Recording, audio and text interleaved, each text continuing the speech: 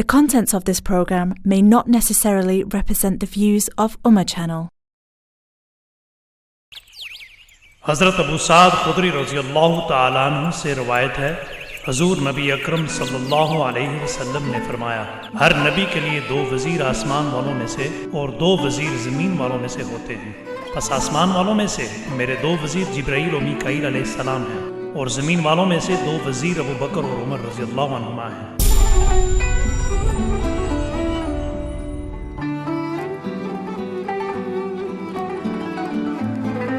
السلام علیکم ناظرین محترم، ویلکم بیک۔ سہیل احمد قادری آپ کی خدمت میں حاضر ہے۔ پروگرام لے کر اسٹیٹس آف سیدنا صدیق اکبر رضی اللہ تعالیٰ عنہ۔ ہمارے ساتھ ایک کالر ہیں، ان کو شامل کرتے ہیں، مولانا حفیظ الرحمان لیسٹر سے۔ جی السلام علیکم ورحمۃ اللہ۔ وعلیکم السلام ورحمۃ اللہ وبرکاتہ۔ خوش آمدید حضرت۔ شکریہ۔ میں سب سے پہلے آپ کے پینل اور خصوصاً علامہ پیر سید عرفان شاہ صاحب مشہدی اور علامہ قمر الزمان اعظمی صاحب کو اور ساتھ احباب بیٹھے ہیں ان کو سلام پیش کرتا ہوں۔ حضرت سوال یہ ہے کہ شیخین کے متعلق جو تاریخی طور پر کچھ چیزیں سامنے موجود ہیں اور کچھ احباب انہیں نشانہ بناتے ہیں، ایک گروہ تو وہ ہے کہ جس کے خلاف آپ نے ختم نبوت کے حوالے سے بہت بڑا کردار ادا کیا۔ دوسرا گروہ وہ ہے کہ جو منکرین زکوٰۃ تھے۔ یہ دونوں گروہ لبادہ اسلام میں کسی نہ کسی جگہ پر موجود ہیں۔ تو کیا آج اس وقت بھی جو نشانہ بنایا جا رہا ہے، کہیں وہی تاریخ اور اسی طرح کے لوگ پھر آ کر ان کی یعنی کہ شخصیت کو نشانہ بنا رہے ہیں؟ کیا تاریخ کے اندر اس طرح کے حوالہ جات اور جو چیزیں موجود ہیں، کیا آپ حضرات اس بات کی تصدیق کریں گے؟ اور دوسری بات سیدنا فاروق اعظم رضی اللہ تعالیٰ عنہ کے حوالے سے، کیونکہ آپ نے ایران کو فتح کیا تو محسوس یہ ہوتا ہے کہ ان کی نسل جو ہے پس پردہ سیدنا فاروق اعظم رضی اللہ تعالیٰ عنہ کو نشانہ اس لیے بنا رہی ہے کہ قوم سے جو کچھ بھی سوچ آتی ہے وہ اس انداز کی آ رہی ہے۔ تو آپ بڑے ذمہ دار لوگ ہیں، ان حوالہ جات جو میں نے عرض کیا ہے اس کو مزید اگر اس کی وضاحت فرما دے کہ ہاں واقعی پس پردہ اس طرح کے لوگ ہیں تو آپ کی بڑی مہربانی ہوگی۔ شکریہ۔ السلام علیکم ورحمۃ اللہ وبرکاتہ۔ وعلیکم السلام ورحمۃ اللہ۔ یہ تھے مولانا حفیظ الرحمان لیسٹر سے، جنہوں نے ہمیں جوائن کیا اور 2 سوالات انہوں نے پیش فرمائے۔ ناظرین محترم، بریک سے پہلے قبلہ شاہ صاحب وضاحت فرما رہے تھے، باغ فدق کے حوالے سے گفتگو فرما رہے تھے، چلتے ہیں ان کی جانب اور مزید وہ اس پہ روشنی ڈالیں گے۔ جی حضرت۔ جی بسم اللہ الرحمن الرحیم۔ میں یہ عرض کر رہا تھا قرآن مقدس کی آیت کریمہ سے کہ جو مال فہ ہے وہ اللہ تعالیٰ جل شانہ کا اور اس کے رسول صلی اللہ تعالیٰ علیہ وسلم کے لیے کہ وہ اپنی ضروریات کے لیے براہ راست بیت المال جس کے میں کہ زکوٰۃ وغیرہ آتی ہے اس سے وہ اپنے ذاتی حصہ نہیں لیتے سرکار، کیونکہ آپ پر اور آپ کی آل پاک پر تو زکوٰۃ حرام ہے، لہذا صدقات واجبہ جس بیت المال کا حصہ ہیں اس میں سے آپ اپنے ذاتی صرف کے لیے کچھ اس میں سے آپ نہیں لے سکتے۔ اس کے لیے اللہ جل شانہ نے مال فہ کو جو بطور گفٹ آیا ہے اس میں سے رسول اللہ کی ذاتی ضروریات کے لیے آپ کے خاندان کے لیے اس میں سے اجازت دی للرسول ولذی القربہ، لیکن اس کو ملک نہیں فرمایا ان کا، للہ کہہ کے اس کو بھی حصہ بیت المال کا بنایا۔ کیوں؟ اس کی نشانی یہ ہے کہ اس پر کلام بند نہیں ہو گیا کہ للرسول ولذی القربہ، آگے ہے والیتامى والمساکین وابن السبیل، کہ یتامہ بھی اس سے لے سکتے ہیں، مساکین بھی لیں گے اور مسافر بھی، ان کو بھی کھانا جو ہے اس کے لیے مستقل، چونکہ اسلامی حکومت کا ذمہ ہے کہ وہ ایک ایسا لنگر کا انتظام ہو کہ جو مسافر ہیں ان کو کھانا خرید کر نہ کھانا پڑے، بلکہ ان کے کھانے کا انتظام مسجد شریف میں ہی ہو اور جو دارالضیافہ مسلمانوں کا ہے اس کے اندر ہو جائے، مسجد شریف کے اندر مہمانوں کو جو ٹھہرا جائے ان کے لیے بھی کھانا وہاں سے دیا جائے۔ اچھا، کئی لا یکون دولۃ بین الاغنیاء منکم، یہ بھی حکم فرما دیا گیا کہ اس کا سبب یہ بھی ہے کہ دولت چند ہاتھوں میں بند ہو کر نہ رہ جائے، چند ہاتھوں میں ہی نہ پھرتی رہے، بلکہ دولت جو ہے اس کو یتامہ، مساکین اور مسافرین تک جو ہے اس کو چلایا جائے۔ اللہ احکم الحاکمین جو حکم یہ فرما رہا ہے اس کا مطلب یہ، تو کیلا یکون دولۃ بین الاغنیاء منکم جو ہے یہ خاص طور پر بتا رہا ہے کہ اگر کسی ایک کے ملک میں یہ ساری جائیداد آ جائے تو پھر تو وہی ہوا کہ اللہ جو نہیں چاہتا ہے کہ ایک غنی بن جائے، سارا مال اس کے ہاتھ میں آ جائے، کسی ایک کو اس کا وارث بنا دینے سے یا چند افراد کو وارث بنا دینے سے تو پھر وہی ہو گیا جو اللہ تعالیٰ چاہتا نہیں۔ تو جب یہ اللہ تبارک و تعالیٰ جل شانہ کا مال ہے تو جس طرح اللہ احکم الحاکمین اس کے لیے قرآن میں حکم فرما رہا ہے اسی طرح اس کی تقسیم رسول اللہ صلی اللہ علیہ وسلم نے فرمائی اور اسی طرح حضرت ابو بکر صدیق نے فرمائی. اور یہ لفظ جو بولا جاتا ہے کہ انہوں نے چھینا، یہ تب تھا کہ جب چھیننا تو تب تھا جب حضرت خاتون جنت سرکار اس پر کوئی قبضہ فرمایا ہوتا یا آپ کے ملک میں ہوتا. ایسا ہوتا تو پھر چھیننے والی بات ہوتی. تو چھینا نہیں گیا، وہ شروع سے بیت المال کا حصہ تھا. اور بیت المال میں سے ضروریات جو ذاتیہ ہیں پیارے رسول صلی اللہ علیہ وسلم کی یا خلفاء کے لیے جو روزینہ مقرر کیا گیا ہے وہ اسی سے مقرر کیا گیا ہے، گفٹ والے مال سے. تو یہ چھیننے والی بات قطعاً غلط ہے. البتہ یہ بات بخاری شریف کے اندر موجود ہے کہ حضرت خاتون جنت سرکار نے سلام اللہ علی ابیہا و علیہا، انہوں نے وضاحت ضرور چاہی ہے حضرت ابو بکر صدیق سے، اور یہ کوئی جرم والی بات نہیں. حضرت سیدہ جب سرکار دو عالم علیہ السلام سے ہر بات کا سوال کیا جا سکتا ہے تو حضرت امیر المومنین سے کیوں نہیں کیا جا سکتا؟ آپ سے سوال انہوں نے کیا اور انہوں نے نہ کوئی چھیننے کی بات کی نہ دینے کی بات کی. انہوں نے یہ فرمایا کہ عائشہ افسہ سب یہ میری بیٹی ہیں، وہ حضرت عمر کی بیٹی ہیں، حضور کے حصے دار، وراثت اگر ہوتی تو یہ بھی حصے دار تھی، لیکن کسی کو بھی حصے دار نہیں. یہ اس کے منافع میں سے جو کچھ حضور ضرورت کے لیے دیتے تھے وہ ان کو بھی دیا جائے گا، آپ کو بھی دیا جائے گا، اور ہمارے ہاتھوں سے نہیں ملے گا. اس کے متولی حضرت علی المرتضیٰ اور حضرت عباس ہوں گے جو تقسیم کریں گے.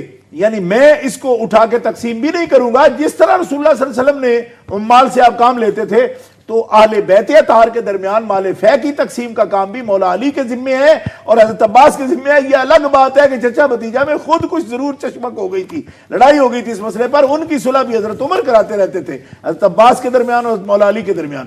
تو یہ دیکھیں بتقاضے بشریت یہ ایسی باتیں ہوتی ہیں. اس کو جرم اب نبی کریم علیہ الصلوۃ والسلام سے صحابہ جب سیکھتے تھے تو کوئی کہے جی انہوں نے کیوں پوچھا، مسئلہ کیوں پوچھا؟ حضرت خاتون جنت بھی پوچھ سکتی ہیں. اور یہ جو واویلا کیا جاتا ہے دربار میں آئی انہوں نے یہ کیا، دربار تھا ہی کوئی نہیں. دربار کیا تھا؟ وہ تو مسجد تھی، مسجد نبی شریف. دنیا میں تاریخ کا کوئی طالب علم ہمیں ثابت کر دے کہ خلفائے راشدین نے مسجد سے الگ کوئی دربار سجایا ہو اپنا جہاں ان کو جانا پڑا اور خطبہ دینا پڑا. میں پوچھتا ہوں جن کی آواز کا بھی پردہ تھا، آسمان تک نے، سورج نے کبھی جن کا بال نہیں دیکھا، ان کو آج خطبے سنا رہے ہیں بٹھا بٹھا کے، جی انہوں نے لوگوں کے سامنے خطبہ پڑھا. تو کیا سیدہ کی آواز کا پردہ نہیں تھا؟ انہوں نے کس طرح غیر معلوموں کے سامنے خطبہ پڑھا؟ یہ سب ایک رٹی لٹائی باتیں اور گھڑی گھڑائی باتیں. نہ ان کی سیدہ پاک کی ان کو عزت کا خیال ہے، نہ ان کی عصمت کا خیال ہے، نہ ان کی طہارت کا خیال ہے، نہ ان کی پاکیزگی کا خیال ہے، نہ ان کے عفت کا خیال ہے، نہ ان کے مرتبہ مقام کا کوئی خیال ہے. وضاحت کرانا سیدہ کا کوئی جرم نہیں، معاذ اللہ. وہ وضاحت کر سکتی ہیں کہ دیکھیں جب وہ مال فیصل ان کے پاس آتا تھا تو ان کے ذہن میں یہ بات آ سکتی ہے کہ اس کا کیا حکم ہے، کیا حکم ہے، کہ کیا ہماری ذاتی ملک ہے یا کہ نبی پاک اس کے منافع کے لیے ہم تقسیم کرنے کا حصہ ہمارا مقرر کر رکھا ہے. یہ وضاحت کرانا کوئی غلطی نہیں، سیدہ کا یہ حق ہے وہ سوال کریں. اور حضرت امیر المومنین جو کہ نبی پاک کی تربیت کا شاہکار ہیں اور فنا فی الرسول ہیں، انہوں نے جواب دیتے ہوئے یہ عرض کیا ہے. یہ حضرت سیدہ سے کوئی جھڑکی والی بات نہیں ہوئی، کوئی یہ نہیں کہا کہ ہم آپ کو دیں گے نہیں. انہوں نے یہ کہا کہ آپ کے ابا جان کا فرمان ہے کہ ہم انبیاء کی جماعت ہیں، نحن معاشر الانبیاء، ہم انبیاء کی جماعت ہیں، ہم وارث نہیں بناتے مال کا، درہم کا، دینار کا، دار کا، ایکار کا، ہم تو علم کا وارث بناتے ہیں، کتاب کا وارث بناتے ہیں. بخاری شریف کے اندر یہ موجود ہے اور یہی فروع کافی کے اندر موجود ہے. حضرت امام جعفر صادق کی بھی اس کی روایت فرما رہے ہیں. کتابیں ہمارے پاس موجود ہے، جو بھی دیکھنا چاہے حاضر ہیں، ہم ان کو دکھا سکتے ہیں. امام جعفر صادق بھی یہ فرماتے ہیں اور یہی بات احتجاج تبرسی کے اندر بھی یہ موجود ہے. یہ کتاب اس وقت بھی میرے پاس موجود ہے، اس کے اندر بھی یہی حدیث پاک لکھی ہوئی ہے کہ حضرت ابو بکر صدیق رضی اللہ تعالیٰ نے کہا کہ ہم مال منال عقار کا مالک نہیں بناتے، ہم نبی ہیں، ہم وارث جس کو بناتے ہیں اپنے علم کا وارث بناتے. اچھا، تو یہ جواب جب سنا تو اب اس پر حضرت خاتون جنت کو جو اس امت کی محفوظ ترین ہستی ہیں، بلند ترین مقام ہے آپ کا، سیدۃ نساء العالمین ہے، ان سے یہ توقع کرنا کہ اپنے ابا جان جو کہ رحمت للعالمین ہے ان کا ارشاد سن کر غصے ہو گئی. یہ تو آج گئے گزرے دور میں 14ویں صدی میں کوئی حدیث مجھے سنا دے، میں ایک ادنا سا معمولی سا حضرت فاطمہ الزہرا رضی اللہ تعالی عنہا سرکار سیدہ کی نسبت سے میں عزت پائے ہوئے ہوں، سید ہوں میں، میرے سامنے کوئی آیت پڑھے، میری طبیعت کے خلاف بھی ہو، کبھی بات کوئی میں کہہ رہا ہوں تو آگے کوئی آیت سنا دے یا حدیث سنا دے، میری جرت نہیں ہے کہ میں اس پہ غصہ کروں کہ مجھے حدیث کیوں سنا رہے ہیں. تو سیدہ جو بلند ترین مقام رکھتی ہیں اپنے ابا جان جو رحمت للعالمین ہے ان کا ارشاد سن کے غصہ فرماتی ہیں, یہ کس طرح تصور کیا جاتا ہے؟ یعنی یہ جو کوفی لوگ ہیں اور ان کے ایک پیشہ ور پروفیشنل جو لوگ ہیں بیان کرنے والے, وہ تو یہ جرت کر سکتے ہیں. ہم کس طرح یہ جرت کر سکتے ہیں کہ گئے گزرے دور میں کوئی مسلمان بھی اللہ کا حکم اور اس کے رسول کا حکم سن کر غصہ نہیں کر سکتا؟ تو سیدہ جو اس پر آپ خاموش ہوئی اور کلام کبھی نہیں پھر فرمایا, وہ اس طرح کلام نہیں فرمایا کہ جب اس بات کی تفہیم کر لی کہ واقعی یہ تو صرف ہمارا ملک نہیں تھا, منافع میں سے حصہ تھا جو رسول اللہ عطا فرماتے تھے, تو پھر کبھی اس کا مطالبہ نہیں فرمایا. اس کلام نہ کرنے کا یہ مطلب ہے, اس کا مطلب یہ نہیں کہ اس پر پھر غصہ فرما لیا. سبحان اللہ, غصہ کرنا ان کی شان ہی نہیں ہے. حضرت ہمارے ساتھ ایک کالر ہیں بلیک برن سے, ذوالفقار صاحب, ان کو شامل کرتے ہیں. جی السلام علیکم. وعلیکم السلام ورحمۃ اللہ. ٹھیک ہے الحمدللہ, آپ کی دعا کیا کہیں گے؟ آپ کے تمام علماء اکرام کو سلام, اور ماشاءاللہ بہت اچھا پروگرام جا رہا ہے آپ کا. میرا ایک دو سوال ہے کہ اگر میرے علم کے اضافے کے لیے پلیز اس کو جواب دے دیں. جب رسول پاک صلی اللہ علیہ وآلہ وسلم اور حضرت ابو بکر رضی اللہ تعالیٰ عنہ غار میں گئے ہیں, تو وہ جو سانپ آیا تھا حضرت ابو بکر کا, وہ تمام جو سوراخ تھے ان کو بند کرنا, اس میں کیا دلائل ہیں, اس میں کیا وجہ ہے؟ کیا وہ سانپ سے کچھ خطرہ تھا یا کسی چیز سے ایسے خطرہ تھا؟ پہلا تو یہ سوال ہوا. جی. دوسرا میرا سوال یہ ہے کہ میرے پاس ایک کتاب ہے ریاض النظرہ, جلد نمبر 2 صفحہ نمبر 120. اس میں لکھا ہے کہ میں اور حضرت علی علیہ السلام کی تخلیق 14,000 سال پہلے اللہ تعالیٰ کے ہاں نور تھے. جب اللہ تعالیٰ نے حضرت آدم علیہ السلام کو پیدا فرمایا تو اس نور کے 2 حصے کر دیے, ایک حصہ میں اور دوسرا حصہ حضرت علی. اور دوسرا میرا سوال یہ ہے, تیسرا ہے, علی تمام انسانوں سے بہتر ہیں اور جو انکار کرے وہ کافر ہے. کنز الحقائق جلد نمبر 2 صفحہ نمبر 17. یہ سوالات ہیں میرے, پلیز اس کے اوپر تھوڑا گزار. ٹھیک ہے, بہت شکریہ. حضرت میں قبلہ اعظمی صاحب کی جانب جانا چاہوں گا کہ ایک سوال آیا تھا کہ آقا علیہ الصلوۃ والسلام نے وصال سے پہلے, دنیا سے پردہ فرمانے سے پہلے سیدنا صدیق اکبر رضی اللہ تعالیٰ عنہ کو کلیئرلی اپنا خلیفہ مقرر نہیں فرمایا تھا, لیکن تو پھر آپ نے سیدنا صدیق اکبر رضی اللہ تعالیٰ عنہ نے سیدنا عمر فاروق کو اپنا خلیفہ کیوں کر نامزد کیا, حالانکہ اس کے بعد سیدنا عمر فاروق رضی اللہ تعالیٰ عنہ نے اس روایت کو جاری نہیں رکھا, تو اس میں کیا فرق تھا؟ السلام علیکم ورحمۃ اللہ وبرکاتہ. بڑا اچھا سوال ہے یہ. سب سے پہلی بات تو یہ ہے کہ اللہ کے رسول تاجدار دو عالم صلی اللہ علیہ وسلم نے حضرت صدیق اکبر کو اپنا خلیفہ نامزد نہیں فرمایا, لیکن اپنی جگہ پہ امام مقرر کر کے اور بھی دوسرے ذرائع سے یہ یقین امت کو دلا دیا کہ میرے بعد خلیفہ یہی ہوں گے. کئی روایتیں ایسی آتی ہیں, خاتون آئیں اور انہوں نے پوچھا اللہ کے رسول صلی اللہ علیہ وسلم سے کہ سرکار کوئی سوال پوچھا, آپ نے فرمایا کہ میرے پاس دوبارہ آنا, کہا اور حضور آپ نہ ہوں تو کہا ابوبکر کے پاس آنا. اسی طرح سے اور بھی بعض مسائل میں آپ نے بارہا فرمایا امت سے کہ میرے بعد ابوبکر اور عمر سے رجوع کرنا تمام مسائل میں, بلکہ ایک مقام پہ آپ نے لفظ خلیفہ بھی استعمال فرمایا, میرے بعد یہ دونوں خلیفہ ہوں گے. تو اس طرح سے آپ نے ایک ذہن دے دیا تھا کہ خلافت ان کو میسر آئے گی. اس کے بعد قرآن عظیم نے یا سرکار دو عالم تک کے احادیث مبارکہ نے کہیں بھی منع نہیں فرمایا کہ نامزد نہیں کیا جا سکتا خلافت کی بنیاد پر خلیفہ کو. اور چونکہ کہیں منع نہیں تھا, اس لیے سیدنا عمر ابو بکر صدیق رضی اللہ تعالیٰ نے اپنے علم کے اعتبار سے جو سب سے بہتر تھے ان کو خلیفہ مقرر کیا. لیکن یوں ہی نہیں کہ آپ نے نامزد فرما دیا, آپ نے حضرت عثمان سے اور دوسرے بہت سے صحابہ کرام سے, جناب طلحہ سے مشورہ کیا, اور مشورہ کرنے کے بعد جو شبہات تھے ان کے جوابات بھی آپ نے دیے. ایک مقام پہ کسی نے کہا کہ آپ خلیفہ مقرر کر رہے ہیں انہیں, یہ طبیعت کے سخت ہیں, تو کہا جب ذمہ داریاں پڑیں گی تو بہت نرم ہو جائیں گے, اور میں اپنے علم کے اعتبار سے جو بہتر ہے انہیں منتخب کر رہا ہوں.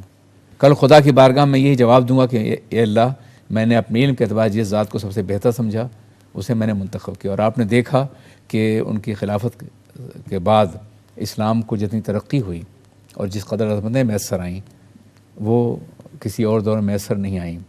یعنی اسلام اپنی مکمل عظمت کے ساتھ، اپنے تمام تر شعبوں کے ساتھ، جس کی دور خلافت میں جلوہ گر رہا جناب عمر فاروق رضی اللہ تعالیٰ عنہ ہیں. آپ کی اولیات میں ایسی سینکڑوں باتیں ہیں جو آپ نے کی اور جس کے ذریعے سے اسلام کو استحکام میسر آیا، اور آپ ہی کے دور میں وہ ساری مملکتیں، یعنی روم کا فتح ہونا، ایران کا فتح ہونا اور اسلام کا دنیا کے 3 براعظموں میں پھیل جانا، یہ آپ کے دور ہی میں ہوا ہے. اس لیے آپ کا انتخاب سب سے بہتر تھا، اور اس پر صحابہ کرام نے کوئی اعتراض بھی نہیں کیا. اجماع ہے آپ کی خلافت کے اوپر اس وقت بھی تھا اور آج بھی ہے، اور چونکہ کوئی اعتراض نہیں ہے اس لیے اب اعتراض کرنے کی کوئی گنجائش نہیں ہے. اسلام نے نامزد کرنے کو ناجائز قرار نہیں دیا ہے، نہ قرآن نے نہ حدیث نے. ہاں، خلافت کے بعد یہ ضرور فرمایا کہ امرہم شورا بینہم، جب خلافت متعین ہو جائے تو خلیفہ کو یہ حکم دیا گیا ہے کہ اپنے معاملات کو شورا کی بنیاد پر وہ طے کرتے رہیں، چنانچہ سارے خلفاء طے کرتے رہیں. جزاک اللہ. ہمارے ساتھ ایک کالر ہیں علی قادری صاحب لندن سے، ان کو شامل کرتے ہیں. جی السلام علیکم. السلام علیکم. وعلیکم السلام ورحمۃ اللہ. سہیل صاحب، سب سے پہلے تو آپ کو سلام ہو. وعلیکم السلام ورحمۃ اللہ. پہلی بات میں آپ سے پوچھنا چاہ رہا ہوں بیسکلی کہ بڑے ادب کے ساتھ تمام جو لوگ بیٹھے ہوئے جو سن بھی رہے ہیں کہ یہ بڑی زیادتی کی بات ہے کہ ایک ایسے شخصیت کو جو دنیا کے اندر کم از کم 88 ممالک میں مفکر اسلام کے نام سے جانے جاتے ہیں، جی، ان کو چھوڑ کے تو آپ یہ اعظمی صاحب جو ہیں. جی بہت شکریہ، آپ نے ہمیں جوائن کیا. کال غالباً ڈراپ ہو گئی تھی. میں چاہوں گا کہ مولانا یونس مصباحی صاحب کی جانب جاؤں کہ حضرت آپ محبت سیدنا صدیق اکبر رضی اللہ تعالیٰ عنہ کے حوالے سے کچھ ایسا پیغام دیں کہ ان سے آج اس دور میں محبت کا تقاضا کیسے کیا جا سکتا ہے. بسم اللہ الرحمن الرحیم. حضرت ابوبکر صدیق رضی اللہ مولا تبارک و تعالی عنہ رسول اکرم علیہ الصلاۃ والتسلیم کو بے حد چاہتے تھے اور آپ سے بے حد محبت فرماتے تھے، اور اس کے کئی شواہد اپنی جگہ پر ہیں.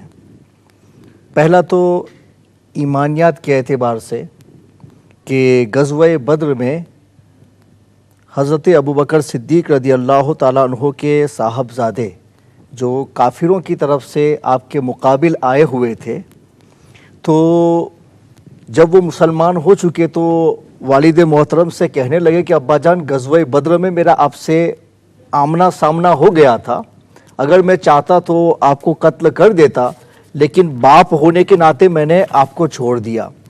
تو حضرت ابوبکر صدیق رضی اللہ تعالیٰ عنہ نے ارشاد فرمایا، لیکن اگر تو میرے سامنے آتا تو میں رسول اکرم علیہ الصلاۃ والتسلیم کی محبت میں تجھے معاف نہ کرتا، اس لیے کہ تو دشمنوں کے ساتھ میں آیا ہوا تھا. تو یہ ایمانی تقاضے کے اعتبار سے دیکھا جا سکتا ہے کہ رسول اکرم علیہ الصلاۃ والتسلیم سے آپ کو کتنی محبت ہے کہ دشمنوں کے ساتھ میں اگر بیٹا بھی آئے تو حضرت ابوبکر صدیق فرماتے ہیں کہ میں اسے معاف نہ کرتا. رسول اکرم علیہ الصلاۃ والتسلیم سے آپ کی محبت کا دوسرا واقعہ یہ ہے کہ جب حضور اکرم علیہ الصلاۃ والتسلیم معراج میں تشریف لے جا رہے تھے، تو بلکہ ہجرت میں تشریف لے جا رہے تھے، تو اس وقت رسول اکرم علیہ الصلاۃ والتسلیم جب چلتے تھے تو آپ کے پاؤں مبارک زخمی ہو گئے تھے. تو حضرت ابوبکر صدیق رضی اللہ تعالی عنہ نے یہ گوارا نہ کیا کہ حضور اکرم علیہ الصلاۃ والتسلیم کے قدم مبارک زخمی ہوں، تو آپ نے رسول اکرم علیہ الصلاۃ والتسلیم کو اپنے کاندھے پر اٹھا لیا اور اس کے بعد میں راستے کو آپ نے طے فرمایا اور جو غار ثور ہے وہاں کے قریب تک لے گئے. اور ایک روایت میں یہ ہے کہ حضرت ابوبکر صدیق رضی اللہ تعالیٰ عنہ رسول اکرم علیہ الصلاۃ والتسلیم کو اپنے کاندھوں پر اٹھا کر کے اپنے پنجوں کے بل میں چل رہے تھے، پورا قدم مبارک زمین پر نہیں رکھ رہے تھے. تو اس کی وجہ آپ سے پوچھی گئی تو آپ نے فرمایا کہ میں ایسا اس لیے کر رہا ہوں تاکہ کوئی دشمن ہمارے پیچھے اگر لگا ہوا ہے تو وہ قدموں کا نشان لے کر کے ہم تک نہ پہنچے، اس وجہ سے میں پورا قدم نہیں رکھتا ہوں بلکہ میں پنجوں کے بل چل رہا ہوں. یہ بھی رسول اکرم علیہ الصلاۃ والسلام سے آپ کی محبت ہے، اور ایسے محبت کے کئی واقعات کے غار ثور میں آپ نے اپنا قدم مبارک سوراخ میں رکھ دیا کہ سانپ اگر ہے اور ڈسنا چاہے تو مجھے ڈس لے، مگر میری حیات کے ہوتے ہوئے رسول اکرم علیہ صلاۃ و تسلیم تک کوئی چیز گزن پہنچائے، تکلیف پہنچائے، میں گوارا نہیں کر سکتا ہوں۔ یہ سارے شواہد ہیں اس کے کہ رسول اکرم علیہ صلاۃ و تسلیم سے حضرت ابوبکر صدیق رضی اللہ تعالیٰ عنہ کو سب سے زیادہ محبت اور پیار تھا۔ بہت خوبصورت گفتگو فرمائی آپ نے۔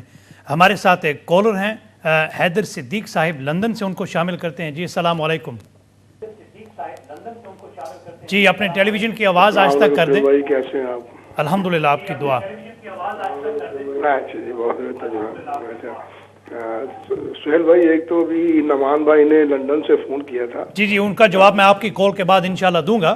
آپ کیا فرمائیں گے؟ دوسرا میں نے عرض یہ کرنی تھی جی کہ جیسے ابھی آپ بڑا اچھا موضوع چھیڑا ہوا ہے حضرت ابوبکر صدیق رضی اللہ تعالیٰ عنہ اور حضرت عمر فاروق رضی اللہ تعالیٰ عنہ سے، میں تھوڑی سی اپنے نالج کے لیے پوچھنا چاہوں گا، کیا یہ بات درست ہے کہ حضرت عیسیٰ علیہ السلام کو بھی نبی پاک صلی اللہ علیہ وسلم کے پہلو میں دفنایا جائے گا جب آپ کا ظہور ہوگا، ان کی وفات ہوگی؟ ٹھیک ہے، یہ انشاءاللہ یہ سوال میں علماء اکرام کی جانب پیش کروں گا۔ بہت شکریہ، آپ نے ہمیں لندن سے جوائن کیا۔ ناظرین محترم، میں یہ بتاتا چلوں کہ عالمی مبلغ عالم اسلام جو ورلڈ اسلامک مشن کے جنرل سیکرٹری کئی دہائیوں سے فرائض انجام دے رہے ہیں، مفکر اسلام حضرت علامہ مولانا قمر الزمان صاحب اعظمی ہمارے پینل میں آج موجود ہیں۔ اس میں کوئی شک نہیں کہ پوری دنیا میں بحیثیت ایک عظیم مبلغ کے فرائض انجام دیتے رہے ہیں، اور الحمدللہ یہ ہمارے لیے یوم چینل کی سعادت اور فخر کی بات ہے کہ یہ آج ہمارے پینل میں تشریف لائے اور اس خوبصورت پروگرام کو انہوں نے مزید چار چاند لگا دی اور رونق بخشی۔ ناظرین محترم، یہ بتاتا چلوں کہ قبلہ اعظمی صاحب کو میں خود بذات خود 3 دہائیوں سے دیکھ رہا ہوں، اور ماشاءاللہ خوبصورت اور نفیس انداز میں یہ گفتگو فرماتے ہیں، اور جو بھی یہ علم عوام تک جیسے ہی پہنچاتے ہیں دل میں آسانی سے اترتا چلتا جا رہا ہوتا ہے، اور یقین سے ہمارے ناظرین ان کی خوبصورت گفتگو سے مستفیض ہو رہے ہوں گے، اور میں یقین کرتا ہوں کہ ناظرین محترم آپ بھی اس کا یقین سے کہیں گے کہ قبلہ اعظمی صاحب خوبصورت اور نفیس انداز میں گفتگو اور علمی گفتگو فرماتے ہیں۔ میں جی حضرت ایک جملے کا آپ کی اجازت سے، جی حضرت بالکل آپ ارشاد فرمائیں۔ جی صرف یہ جملہ عرض کرنا چاہتا ہوں کہ جس دوست نے یہ فون کیا ہے کہ فلاں شخص جو ہے وہ مفکر ہیں تو آپ ان کو مفکر کیوں کہہ رہے ہیں، اس سلسلے میں یہ کہ مفکر اسلام کا عہدہ جو ہے نا، یہ کوئی خاتم المفکرین قسم کی چیز نہیں ہے جی کہ ایک اگر ہو تو دوسرا نہیں ہو سکتا، یعنی کہ ایسا کچھ نہیں ہے۔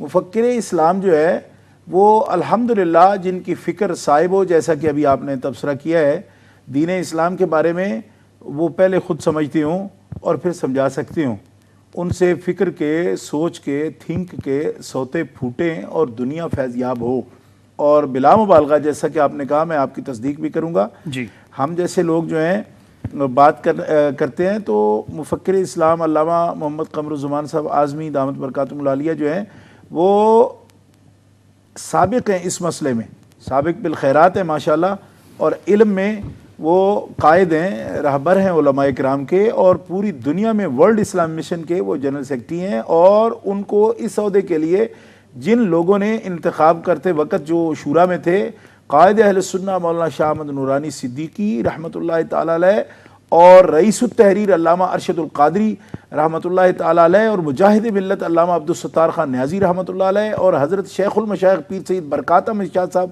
چشتی نظامی جلال پور شریف والے رحمۃ اللہ علیہ، ایسی ہستیوں نے جس شخصیت کو ناظم اعلیٰ، جنرل سیکرٹری تو انگلش کا لفظ ہے، عربی میں تو اس کو ناظم اعلیٰ یا ناظم عمومی کہتے ہیں، تو جو پوری دنیا میں اسلامک مشن کے لیے جنرل سیکرٹری آپ جانتے ہیں پارلیمنٹری طرز میں جنرل سیکرٹری جو ہوتا ہے وہ ہیڈ ہوتا ہے کسی بھی تنظیم کا، آرگنائزیشن کا، تو ان کی حیثیت تو عالمی لیول پر مسلم ہے، اور جو دوست نے اعتراض کیا میں اسے بھی تسلی دیتے ہوئے یہ کہتا ہوں کہ جو ان کا نظریہ ہے وہ درست ہوگا، لیکن یہ مفکر اسلام ہونے کا مطلب خاتم المفکرین ہونا نہیں ہوتا کہ دوسرا کوئی ہو ہی نہیں سکتا، یہ بات نہیں ہے۔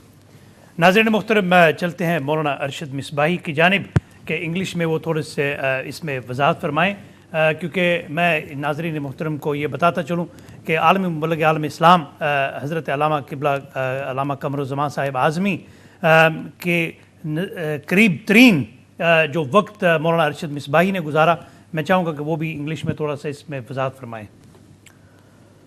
بسم اللہ الرحمن الرحیم. Alhamdulillah, we have had the honor of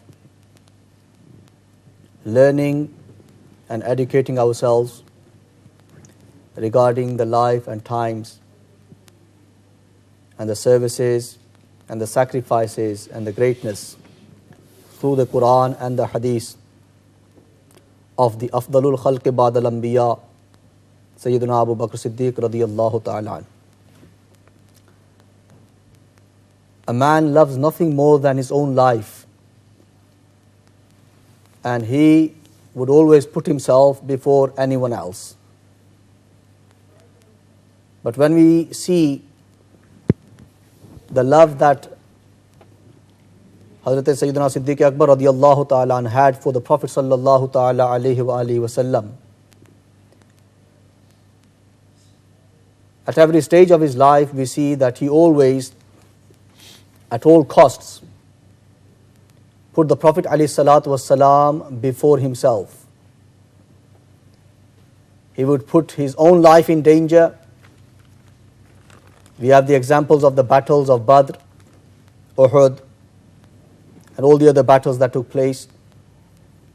And even on the occasion of the stay in the cave of Saur, where he was bitten by the snake, put his own life in danger, poisoned himself, but ensured that the sleep of the Prophet sallallahu alaihi wasallam would not be disturbed. So his love for the beloved of Allah has no comparison.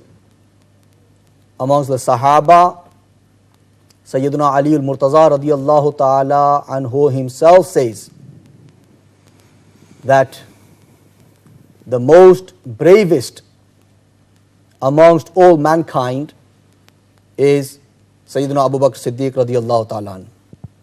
When other Sahaba, for one reason or another, would not be able to protect the beloved of Allah, the one and only who stood and faced all opposition, all hardships, was Hazrat Sayyidina Abu Bakr Siddiq radiyallahu ta'ala.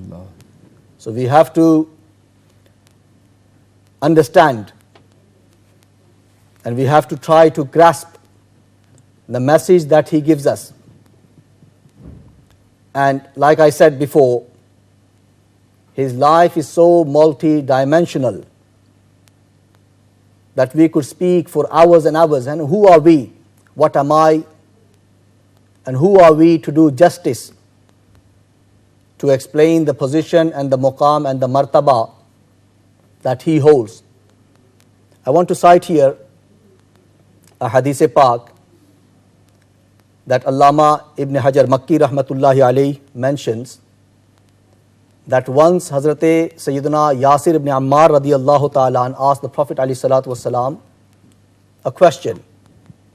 And the question was, Ya Rasulullah sallallahu alayhi wasallam, what is the position and status of Sayyidina Umar radiyallahu ta'ala with Allah subhanahu wa ta'ala? How does Allah see him? And the Prophet alayhi salatu wasalam replied, Ammar, I asked this very same thing once to Jibreel Amin. And Jibreel says that, O Messenger of Allah, if I was to stay with you for the time that Sayyidina Nuh alayhi salam spent making tabligh to his people, which according to the Quran is 950 years, the 950 years would come to an end, but I, Jibreel, would not be able to do justice to the personality of Umar in the sight of Allah subhanahu wa ta'ala. If this is the position of Umar, we just had the hadith that all of the piety and virtues of Umar put on one side is equal to only one virtue of Sayyidina Abu Bakr Siddiq radiyallahu ta'ala. So may Allah give us the tawfiq to have true love and to also follow in his footsteps. جزاک اللہ. ہمارے ساتھ ایک collar ہیں Imran from Nelson, ان کو شامل کرتے. جی السلام علیکم. السلام، کیا حال ہے سیل صاحب؟ ٹھیک ہیں آپ؟ الحمدللہ، آپ کی دعا جی. کیا کہیں گے؟ علماء کرام کو بھی السلام پیش کرنا چاہوں گا. وعلیکم السلام. جی کیا کوشچن آپ کا آج؟ میرا کوشچن نہیں ہے، میں بس اتنا کہنا چاہوں گا آپ کی اجازت سے جی کہ یہ جو علماء کرام بیٹھے ہوئے ہیں بہت اچھا کام کر رہے ہیں جی. تو جو ہم لوگ ہیں خود تو کر نہیں سکتے، اس لیے ان علماء کرام پہ ہم انگلیاں اٹھاتے ہیں. تو ہمیں ایسا نہیں کرنا چاہیے. جیسے کہ یہ قمر زمان اعظمی صاحب بیٹھے ہوئے ہیں وہ جی جزاک اللہ. خود تو ہم کر نہیں سکتے، اس لیے ان پہ انگلیاں اٹھاتے. جی بہت شکریہ، آپ نے نیلسن سے ہمیں جوائن کیا اور اچھے کلمات. میں قبلہ مولانا یونس مصباحی صاحب کی جانب جانا چاہوں گا کہ آقا علیہ الصلوۃ والسلام کی زندگی میں بہت سے غزوات سے واسطہ پڑا ان کا. حضرت سیدنا صدیق اکبر رضی اللہ تعالیٰ عنہ نے کن غزوات میں حصہ لیا اور آپ کی شجاعت اور اثار کا کوئی خصوصی ذکر جو آج آپ فرمائیں. بسم اللہ الرحمن الرحیم. حضرت علی کرم اللہ تعالی وجہہ الکریم سے آپ کے رفقا نے یہ سوال کیا کہ صحابہ کرام میں سب سے زیادہ بہادر کون ہے؟ تو آپ نے جواب میں فرمایا کہ تم لوگوں کا سوچنا تو یہ ہے کہ تم یہ پوچھنا چاہتے ہو کہ سب سے زیادہ بہادر میں ہوں، مگر نہیں. میری نظر میں حضرت ابوبکر صدیق رضی اللہ تعالیٰ عنہ سب سے زیادہ بہادر ہیں، اور پھر اس کے ثبوت میں حضرت علی کرم اللہ تعالیٰ وجہ الکریم نے اپنے رفقا کو خود ایک واقعہ سنایا کہ جس سے ان لوگوں کو یہ اطمینان ہو جائے کہ ہاں حضرت ابوبکر صدیق رضی اللہ تعالیٰ عنہ سب سے زیادہ بہادر ہیں. فرماتے ہیں کہ غزوہ بدر میں ہم لوگوں نے رسول اکرم علیہ الصلوۃ والتسلیم کے لیے ایک چھوٹی سی جھونپڑی بنائی تاکہ کوئی گرد و غبار اور ہوا وغیرہ سے حضور پاک علیہ الصلوۃ والتسلیم کو بچایا جا سکے. تو سوال یہ پیدا ہوا کہ اس جھونپڑی پر ہی سب سے زیادہ کافروں کی نظر ہوگی اور لوگ رسول اکرم علیہ الصلوۃ والتسلیم ہی کو نشانہ بنانا چاہیں گے، تو اس کی حفاظت سب سے زیادہ ضروری ہے. تو اعلان ہوا کہ بھائی اس جھونپڑی کی حفاظت کون کرے گا؟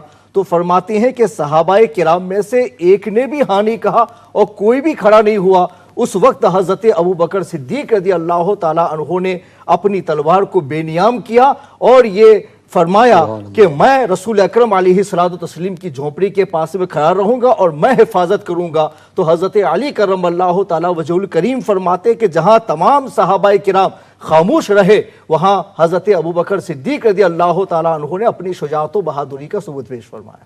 جی جزاک اللہ.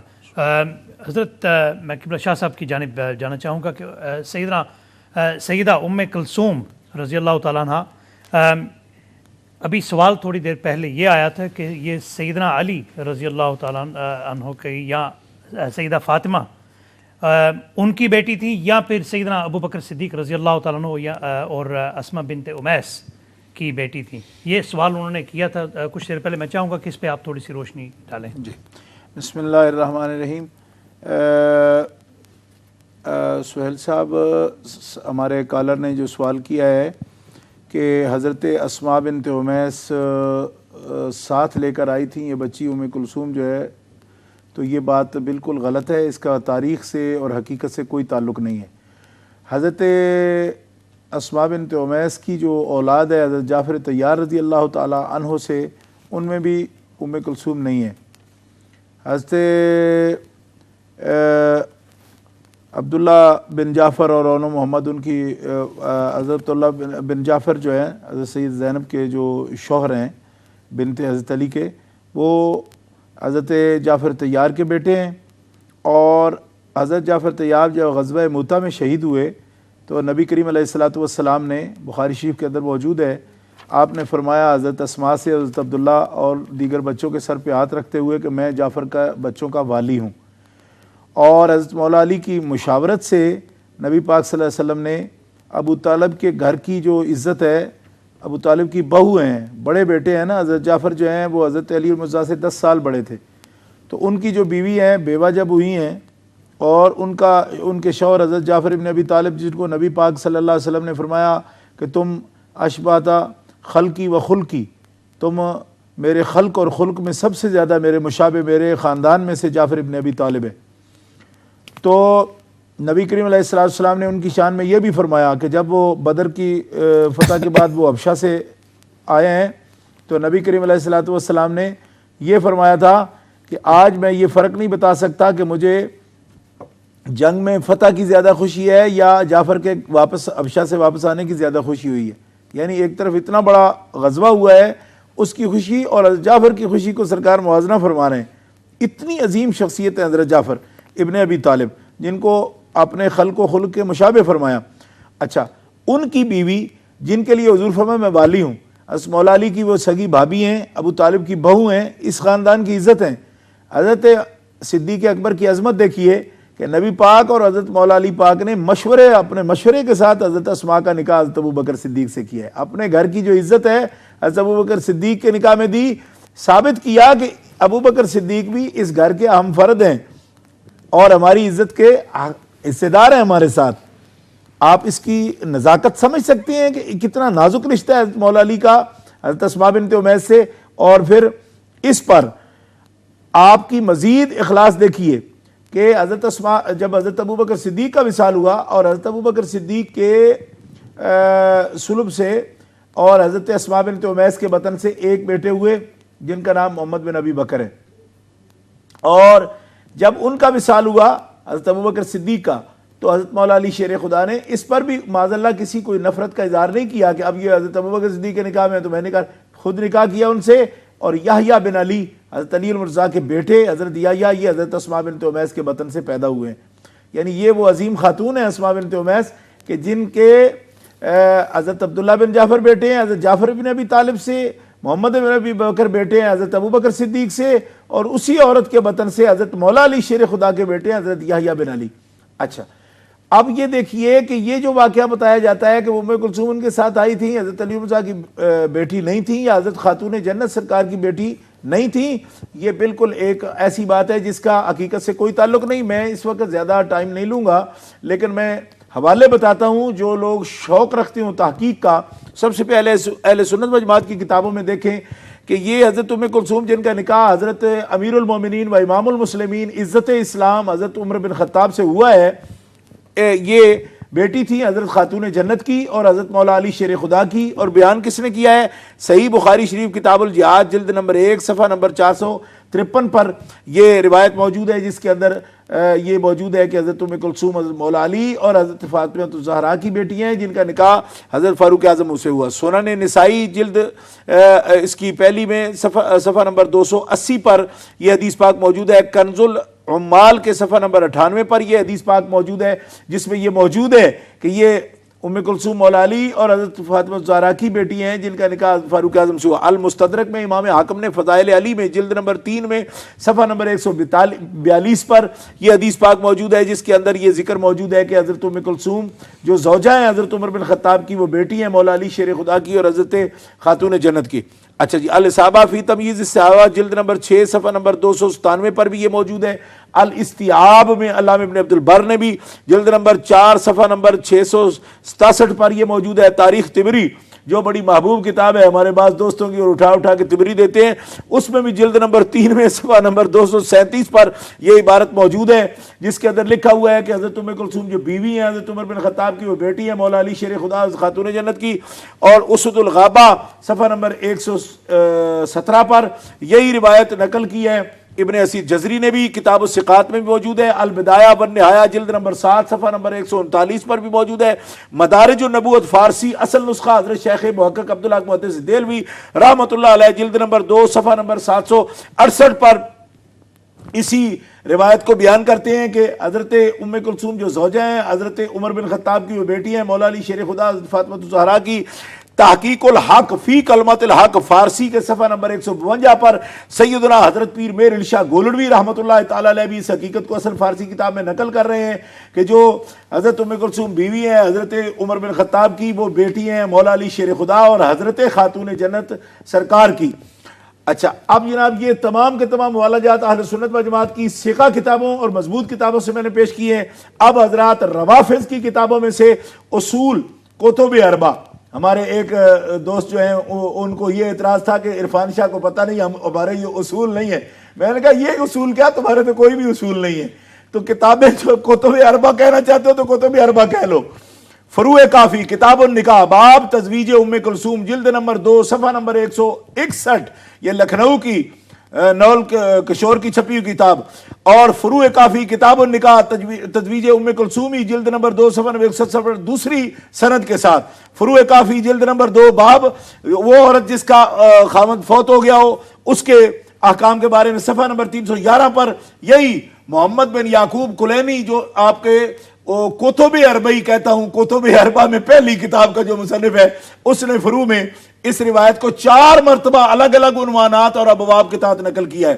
الاستبصار ابواب العدہ جزء الثالث صفحہ نمبر 185 پر یہ لکھا ہوا ہے. صفحہ نمبر 186 پر دوسری روایت میں بھی موجود ہے جس کے اندر یہ واضح طور پر لکھا ہوا ہے. الاستبصار بھی ان کے کتب اربع میں کتاب ہے 3 نمبر کی, اس کے اندر بھی لکھا ہوا ہے کہ جو ام کلثوم بیوی ہیں حضرت عمر بن خطاب کی, وہ بیٹی ہیں مولا علی کی, فاطمہ زہرا کی, تہذیب الاحکام کتاب الطلاق باب عدت النساء کے تحت صفحہ نمبر 338 پر بھی اور صفحہ نمبر 380 پر بھی الگ الگ یہ روایتیں موجود ہیں جس میں واضح طور پر یہ بیان ہے. ملا یاذر الفقی جو کتب اربع میں چوتھی کتاب ہے اور شیخ صدوق ابو جعفر محمد بن علی بن بابویب القمی نے لکھا ہے, اس کے اندر بھی یہ روایت موجود ہے. الاستبصار ابو جعفر محمد بن حسن الطوسی شیخ الطائفہ کی کتاب ہے, اس کے اندر بھی یہ حقیقت موجود ہے.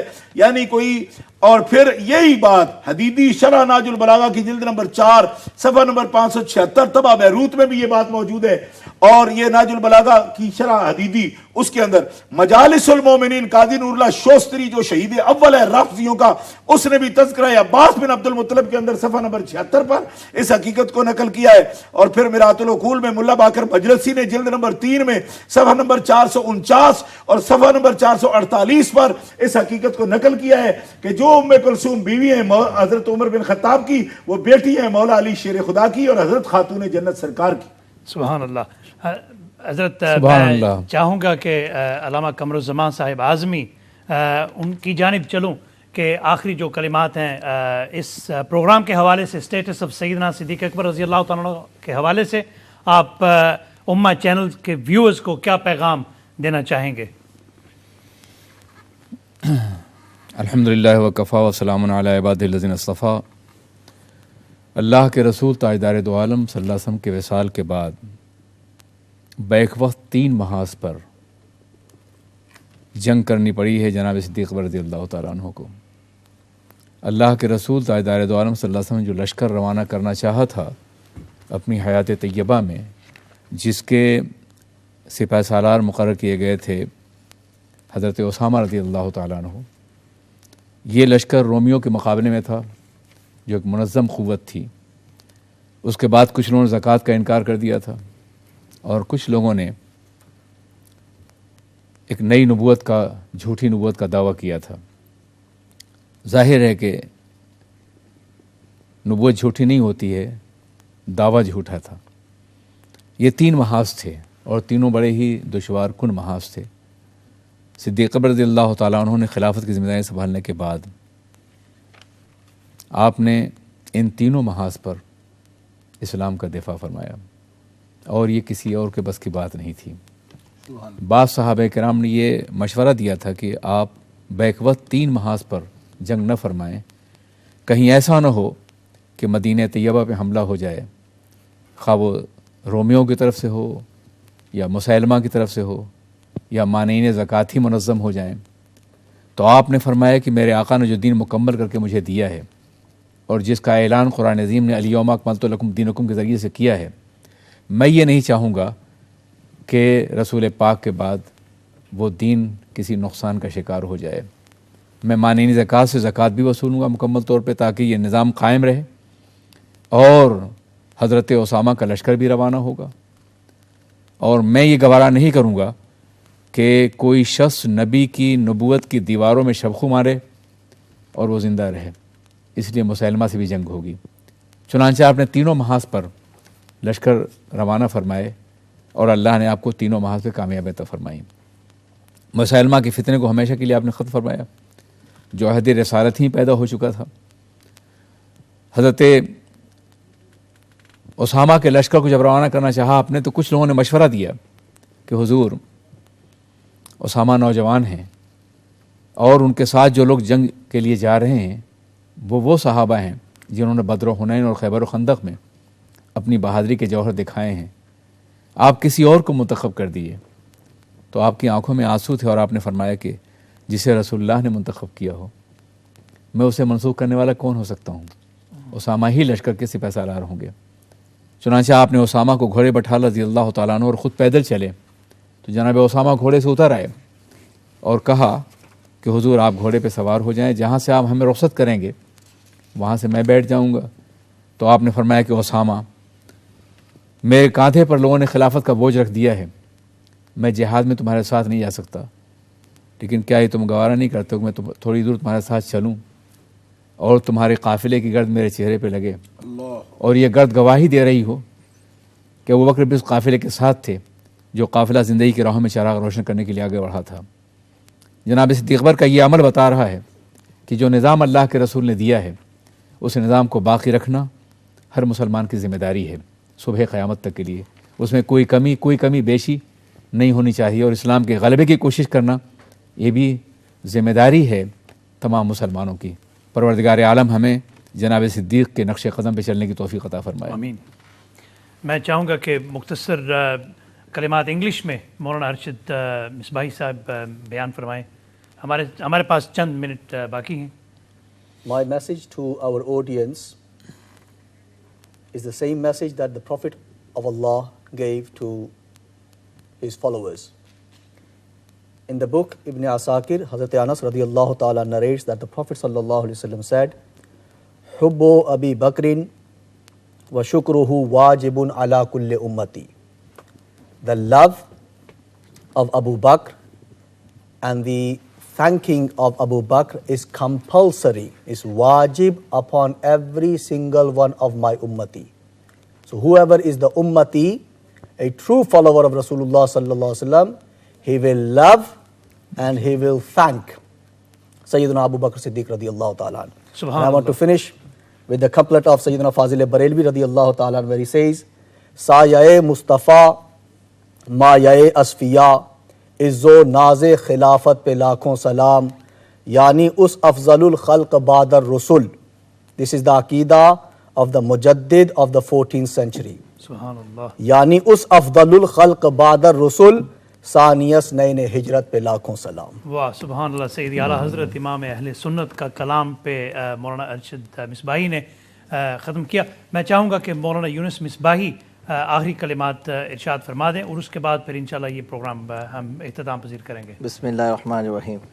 آخری کلمات یہ ہیں کہ حضرت ابوبکر صدیق رضی اللہ مولا تبارک و تعالی عنہ نے جس طرح سے مانعین زکوٰۃ اور جنہوں نے ارتداد کیا اور جنہوں نے غرض نبوت کا دعویٰ کیا اور ان سب کے ساتھ میں آپ نے دفاع فرمایا اور اپنی محبت کا ثبوت دیا، تو حضرت ابوبکر صدیق رضی اللہ تبارک و تعالی عنہ کا ہم لوگوں کو بھی یہ پیغام ہے کہ رسول اکرم علیہ الصلاۃ والتسلیم اور آپ کے لائے ہوئے دین کے ساتھ میں ہم اپنی عقیدت اور محبت کو مضبوط رکھیں، اور اس راہ میں جتنی بھی رکاوٹیں ہیں اور جتنے بھی بدعقیدہ لوگ ہیں ان لوگوں سے اہل سنت والجماعت کا دفاع کریں اور اپنے آپ کو ان لوگوں سے علیحدہ رکھنے کی کوشش کریں۔ جزاک اللہ۔ ناظرین محترم، یہ تھا آج کا پروگرام اسٹیٹس آف سیدنا صدیق اکبر رضی اللہ تعالی عنہ، جو مقتدر علماء کرام نے اپنے بیانات سے آپ کو علم کی دولت آپ تک پہنچائی اور ان کے دلوں سے بات نکل کر آپ کے دلوں میں دم لیا اس نے، اور مختلف کالرز نے جو سوالات پیش کیے مقتدر علماء کرام جو ہمارے ہاں اس آج کے پینل میں، انہوں نے اس کی خوبصورتی سے اور علمی انداز سے قرآن و سنت کی روشنی میں جوابات ارشاد فرمائے۔